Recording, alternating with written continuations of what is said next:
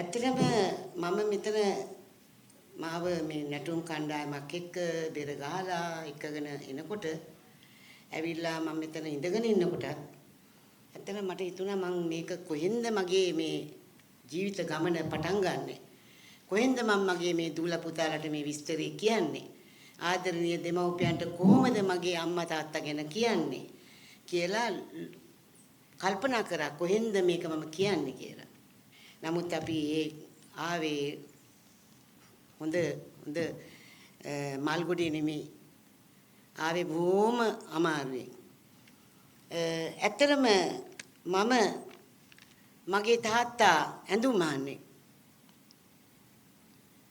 මගේ තාත්තා ඇඳුම් මහන්නේ. තාත්තා වැඩ කරේ හයිඩ්‍රාමනි සමාගමේ කොළඹ. අපි 9 දෙනෙකුගෙන් යුක්ත පවුලක දරිද්‍රතාවෙන් අන්ත ආසරණ තත්ත්වයටපත් වෙච්ච පවුලක් අපි. අපි ගමේ ඉඳලා කොටේනේ ගෙවල් වලට ඇවිල්ලා උගාක් අපි ඒ ආభాසයේ ලැබලා ඒ දුක් විඳා. මට මතක් වුණා මේ අපි කොටේනේ කාෂෙට්ටි වත්තේ අපි හිටියේ. ඒකේ හිටපු දරුවෝ අපෙත් එක්ක මුස්ලිම් බර්ගර් සිංහල දෙමළ සෑම ළමෙක්ම අපේ වත්තේ හිටියා. අපිට හොඳට සාමූහිකත්වයේ පුරුදු වුණා. මම මගේ තාත්තා මම හිතන්නේ තාම ශක්ති සම්පන්න පියෙක්.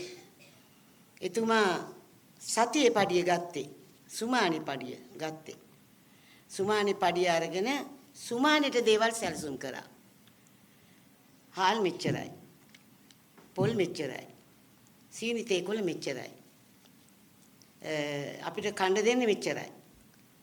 අද දවසේ මට පුළුවන් මෙච්චරයි. ඒ විදිහට සැලසුම් කරා. ඒ නිසා මරණකම්ම යා සත පහක්වත් ණය උන්නේ කොච්චර දුප්පත් වුණත්. හොඳට සැලසුම් කරා. අපිටත් ඒක පුළුවන් වුණා. ඇත්තටම අපි ඉගෙන ගත්තේ කොටේන ගුණානන්ද විද්‍යාලේ. අපේ දක්ෂතාවයන් අඳුන ගන්න අම්මට තාත්තට කාලේ නැති වුණා. තිබුණේ නෑ ඒගොල්ලන්ට කාලයක්. ඒගොල්ලන්ට තිබුණේ අපිට කණ්ඩ බොණ්ඩ දෙන්නේ කොහොමද? අපිට ඇඳුම් පැළඳුම් ලබා දෙන්නේ කොහොමද? අපේ අද දවසේ ජීවිතේ ගෙවෙන්නේ කොහොමද කියන එක හොයන්න විතරමයි. ඒගොල්ලෝ මොනවක්වත් දැනගෙන තිබුණේ නෑ. ඉතින් මම තමයි කොටේන ගුණානන්ද විද්‍යාලේ මේ එක දේවල් වලට දක්ෂතා පෙන්නුවා. එක දේවල් වලට. ඉතින් මට හොඳට මතකයි මගේ පන්ති බාර ගුරුතුමියක් හිටියා එන් මාගරට් පෙරේරා ගුරුතුමිය. මේ ගුරුතුමී තමයි මාව ගුවන්විදුලි ළමා මණ්ඩපයට එක්කරගෙන ගියේ කරුණාරත්න අබේසේකර අයියාගේ ළමා මණ්ඩපයට. 1953 අවුරුදු 10යි. මගේ වයස දැන් හොයාගන්න මේකෙත් කිව්වනේ. මම 1943 අගෝස්තු මාසයේ 23 වෙනිදා ඉපදුනේ. මම දැන් මෙහෙම හිටියට මම අවුරුදු 76කුත් ඉවරයි. වයස. මම හිතන්නේ ඒ කුඩා කාලේ ඒ ටීචර් මාව එක්කරගෙන ගියේ එයාම ඇඳුම් හදලා දුන්නා. අපිට මේ තිබුණේ නෑ හොඳ සපත්තු මේ පුතාලා දානවා වගේ ඒ කාලේ. තාත්තට තිබුණේ නෑ ඒව අරන් දෙන්න. ඒ කාලේ තිබුණා මේ කට්ට සෙරපු කියලා සෙරපු జాතියක්. ඔය අම්මලා තාත්තා දන්නව ඇති. කට්ට සෙරපු. 730යි 750යි 760 තමයි වැඩි මේක. පාට තීන්ත ගාලා තියෙන්නේ. නේද දීපා? පාට තීන්ත ගාලා තියෙන්නේ. ඕක තමයි දාන් යන්නේ. සපත්තු මේස් දාන ඇත් හිටියා. මම නම් දාගෙන ගියේ කට්ට සෙරපු. ඉතින් මං එනකොට ටකස් ගාලා සද්ද එනවනේ කට්ට සෙරපු. ඔන්න කට්ටය එනවා කියනවා. තාම ඉන්නවා මගේ යාළුවෝ. හලෝ කට්ටයා කියලා මට කතා කරන අය. කට්ටය එනවා කියලා. ඉතින් ටීචර් සපත්තු දෙකක් ගෙනල්ලා දාලා හැදුවා ළමා මණ්ඩපෙට අරන් යන්න ගුවන්විදුලියට. ඇඟිලි ඈත් වෙලා කොම ලං කරලා හදලා දාලා දුන්නා.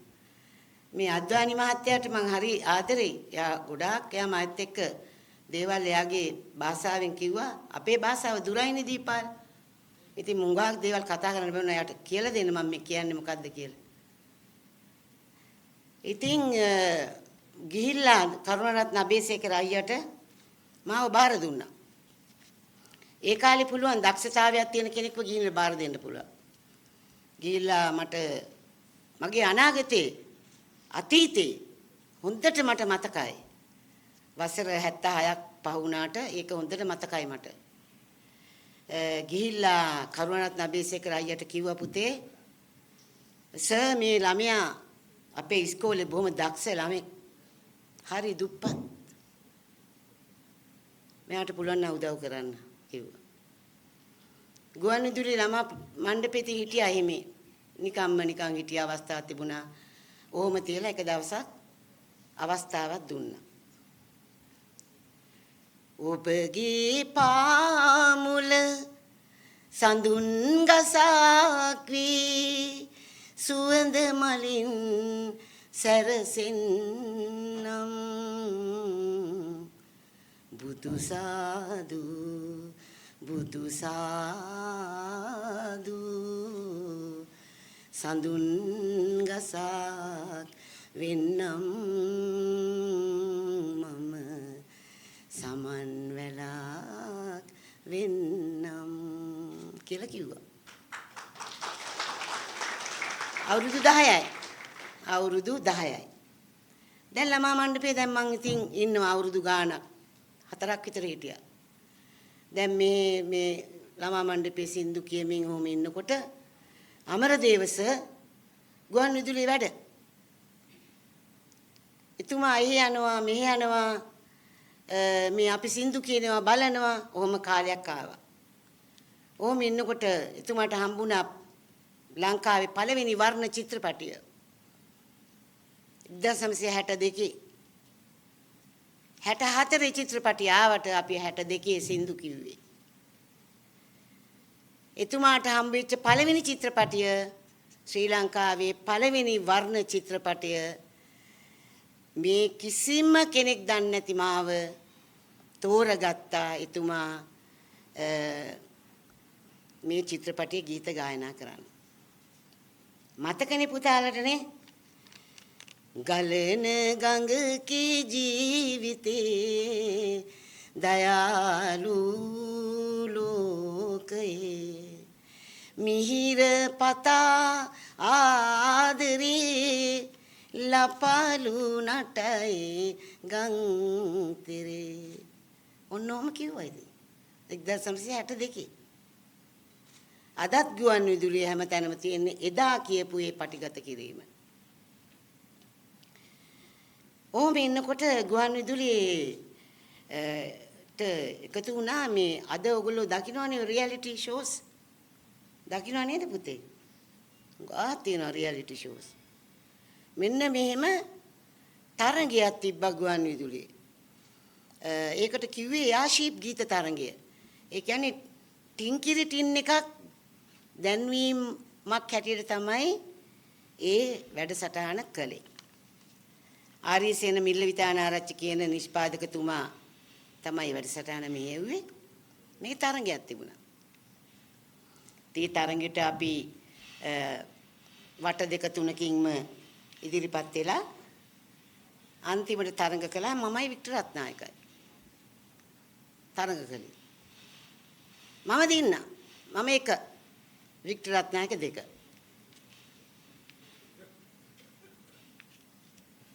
ඊට පස්සේ මොකද ඒකෙන් වෙන්නේ?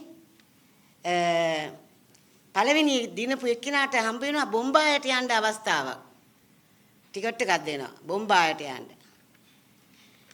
ඉතින් එතකොටත් පොඩ්ඩක් මොලේ තිබුණා මට ඉතින් මේ මොනවා හරි හදාගෙන දේවල් යන්න.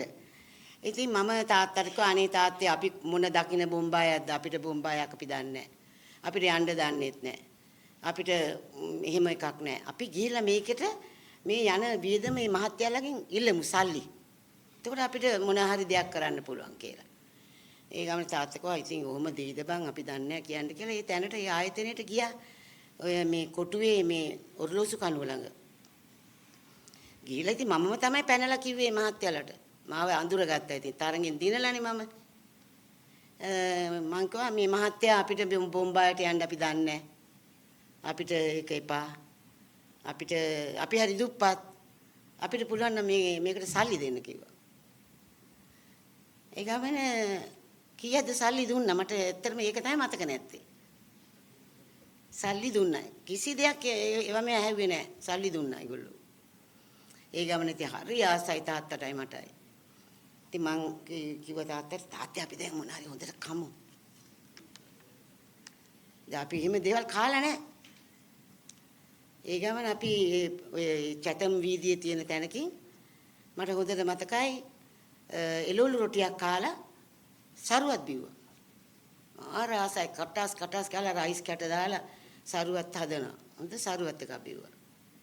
බීලා දැන් එන ගමන් තාත්තට මං කියනවා මොකද අපේ තාත්තා ටේලර්නේ. තාත්තා ඇඳුම් මාන්නේනේ. තාත්තා ඒ ඇඳුම් මදින්නේ මේ අඟුරු විස්තරිකෙන්. දැන් ඒවත් දැන් නැහැ. නේද දීපාල්? දැන් ඒවත් නැහැ.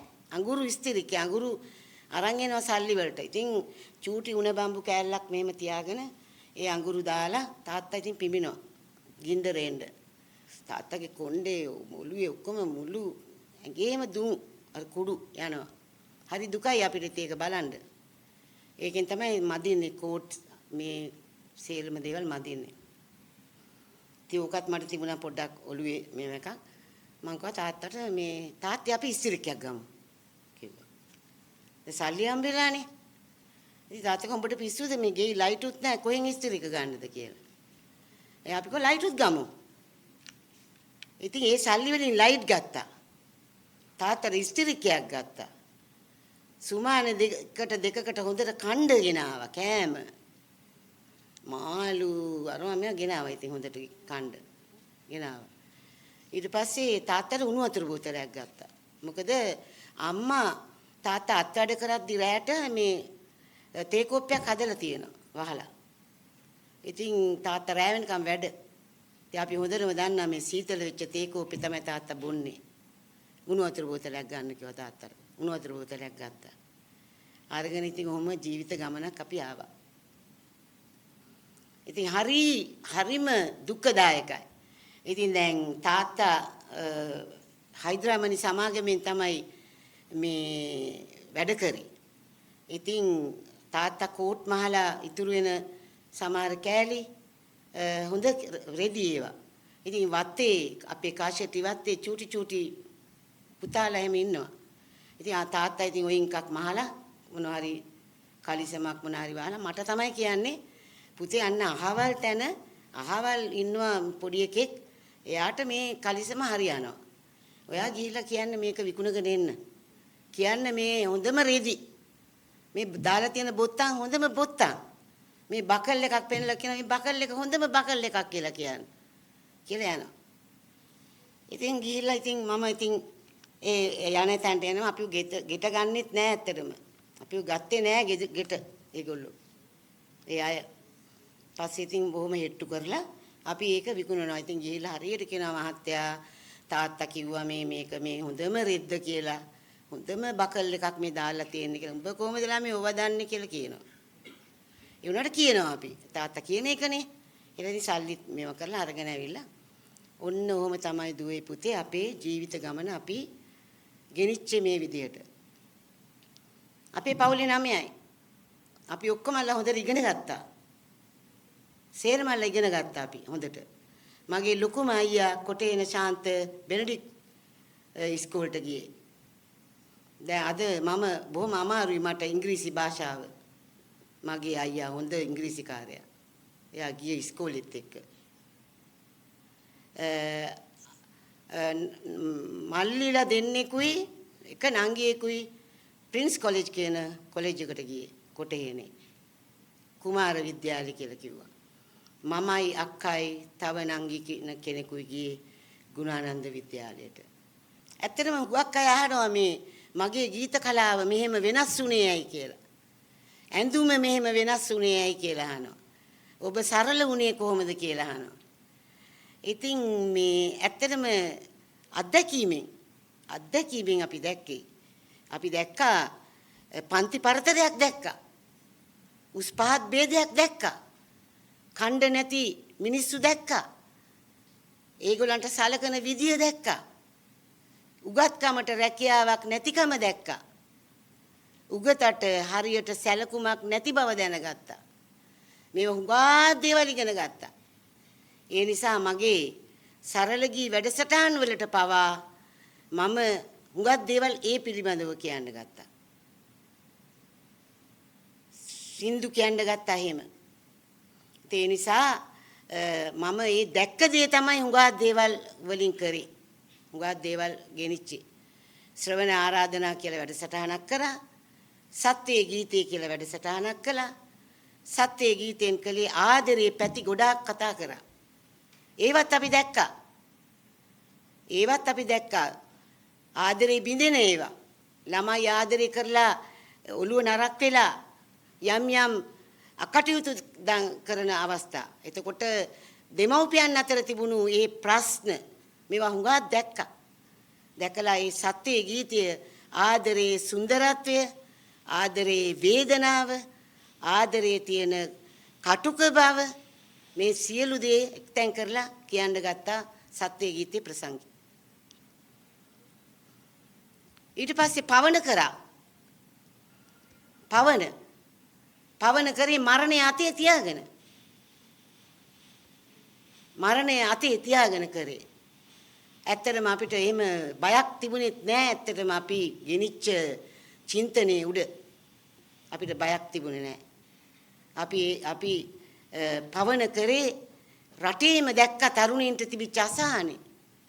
දැන් පුතාලා ලොකු අධ්‍යාපනයක් දරලා මේ තැනට ඇවිල්ලා. දැන් උතනින් එහාට පුතාලගේ අත්වැල් දෙන්න මේ ආයතනයක් ඉදිරිපත් වෙලා තියෙනවා. ඒ කාලේ එහෙම ඒවා හුඟක් අඩුයි. ඒ නිසා ඒගොල්ලන්ට තිබුණා වේදනාවක්. ඒගොල්ලන්ට තිබුණා පීඩනයක්.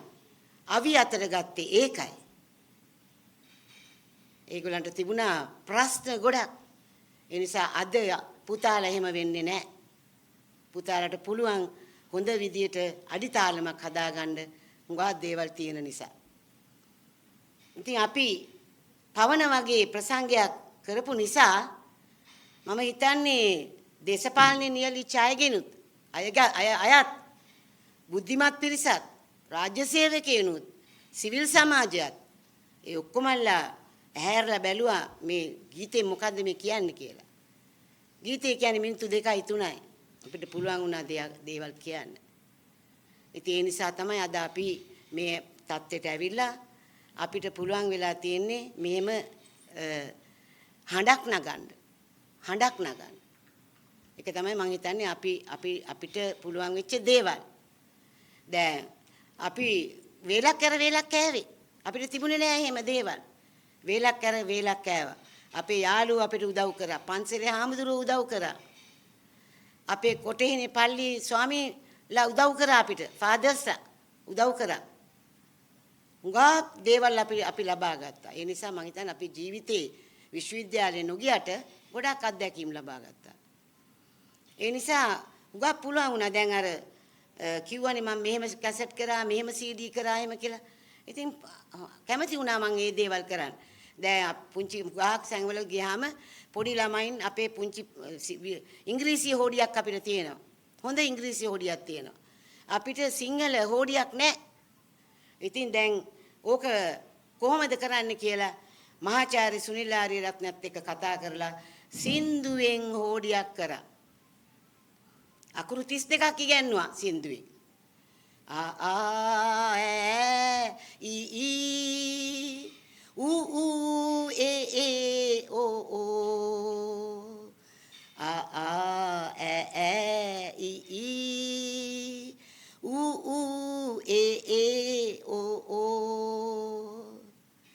कागज टाडन तादन पाबम यार लव साहाल අං අකුරු 32යි. මේ සින්දු ඉගෙන ගත්තාම හොඩිය පුළුවන්. අපිට පුළුවන් වුණා. ඉතින් ගොඩක් දේවල් ඔය සංගත තැටින් කරා ළමයින්ට. අර දුවල පුතාලා ආවා අපේ ද්‍රවිඩ සමාජේ. ආවහම මට හරියට මතක් වුණා. අපි පවන ප්‍රසංගය කරලා අපි ජීවිතේ බේරගන්න ඉන්දියාවට පැනලා ගියා. ඉන්දියාවේ වන්දනා නඩ අපිට කණ්ඩ බොණ්ඩ දුන්නා. උදව් කරා. හිඟන්න වගේ ගිහිලා හිටියා අපි. එහෙදී දැන් නිකම් ඉන්න බැරි නිසා අඩයාර් කියන නගරේ මේ ජනගායනා ද්‍රවිඩ ජනගායනා ඉගෙනගෙන ආවා. එහෙම ඉන්න බෑනේ ඉගෙනගෙන ආවා.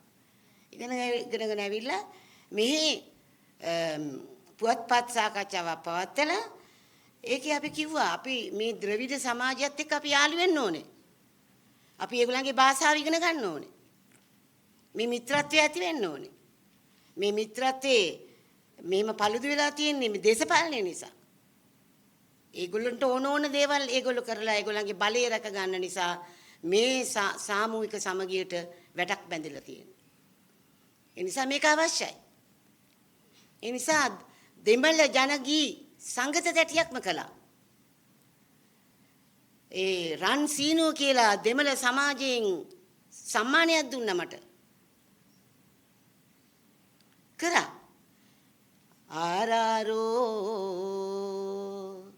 දන්නවද පුතාලා නේද? ඉන්න අය. අරීරරෝ ආරාරෝ අරීරරෝ වචන අර්ථ මුකුත් කියන්න එපා.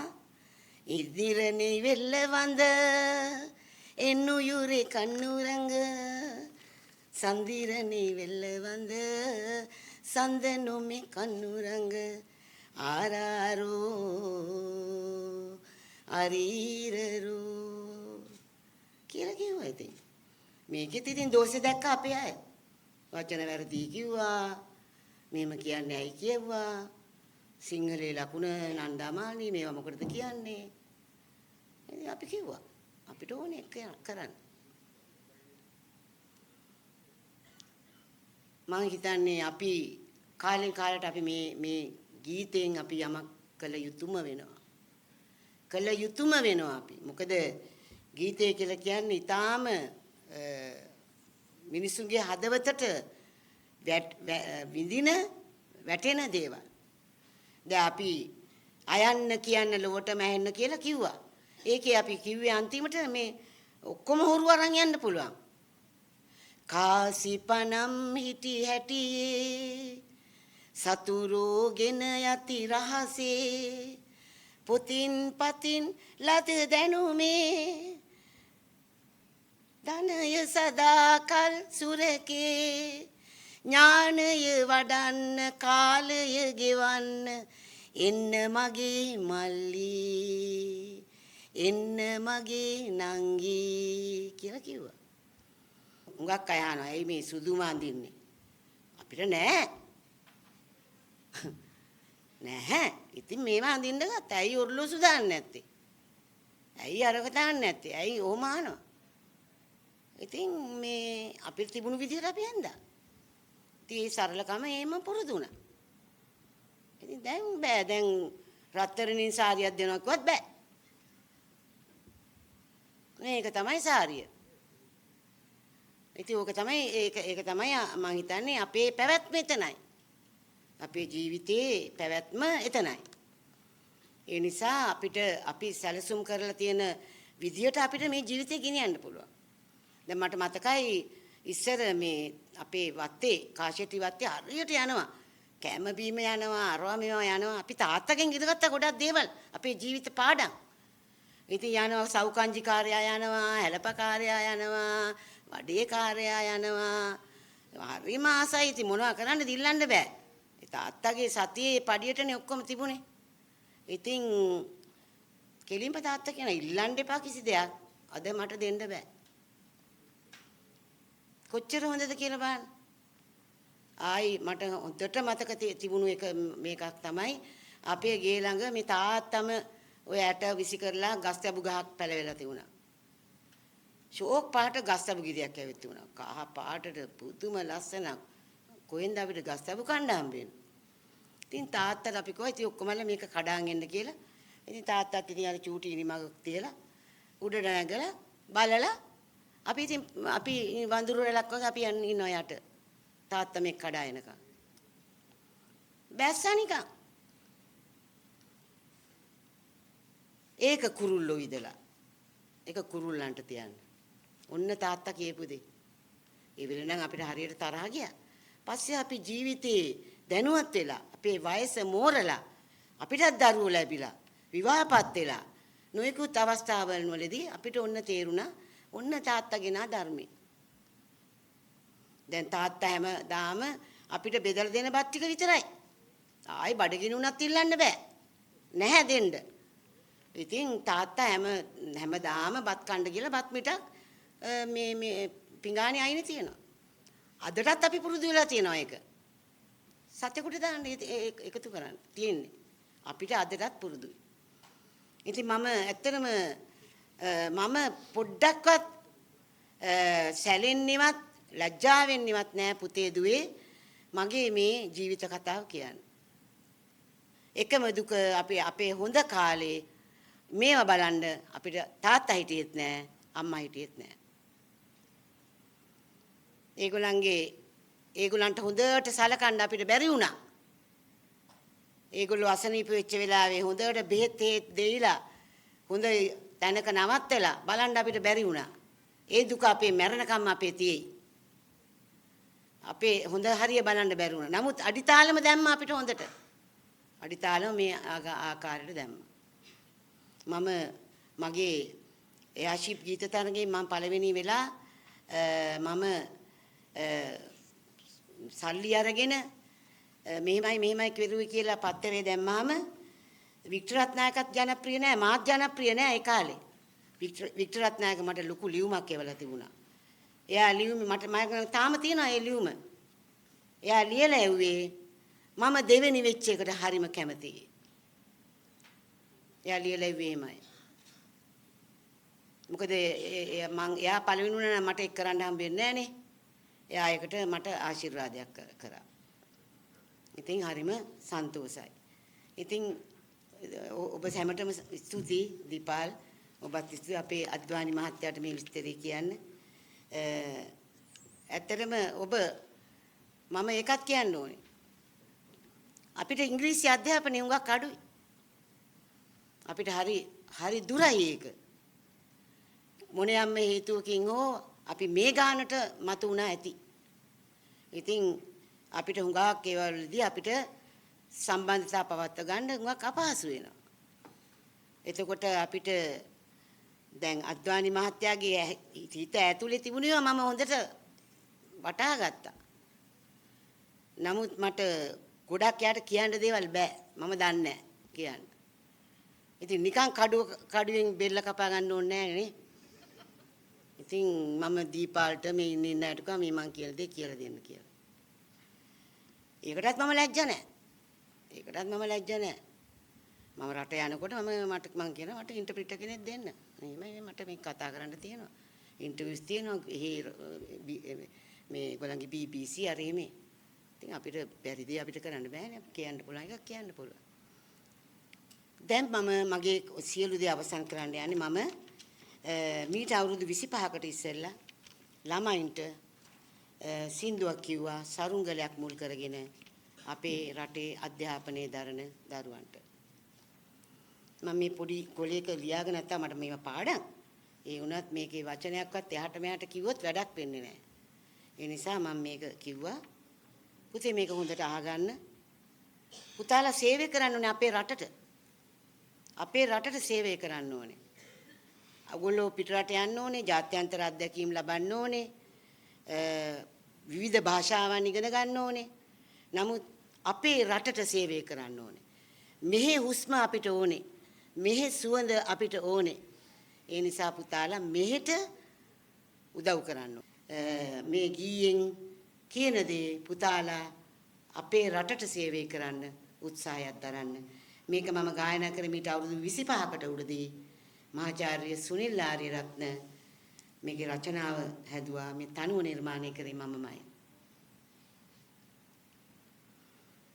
සරුංගලී වරල් සැලේ නිසංසලේ ගුවන්තලේ අපෙන් මිදී වෙන රටකද යන්න හදන්නේ උපන් බිමට වැඩිය තැනක් කොහෙද තියෙන්නේ සරුංගලේ බටපතුරින් නුඹ සැදුවේ අපේ ළමයි සරුංගලේ ලාටු උලා රැලි කෙරුවේ අපේ ළමයි සරුංගලේ කොළ අලවා හැඩ කෙරුවේ අපේ ළමයි සරුංගලේ නුඹ ආසේ අපේ ළමයි තාම බිමයි සරුංගලේ නුඹ වෙනුවෙන් ගුටි කෑවේ අපේ ළමයි සරුංගලේ නූල් යොදා උඩ ඇරියේ අපේ ළමයි සරුංගලේ උඩ ගියදා මතක නැතේ අපේ ළමයි සරුංගලේ නුඹ වාගේ රට හැර යන අපේ ළමයි සරුංගලේ වරල් සැලේ නිසංසලේ ගුවන්තලේ අපෙන් මිදී වෙන රටකද යන්න හදන්නේ උපන් බිමට වැඩිය තැනක් කොහෙද තියෙන්නේ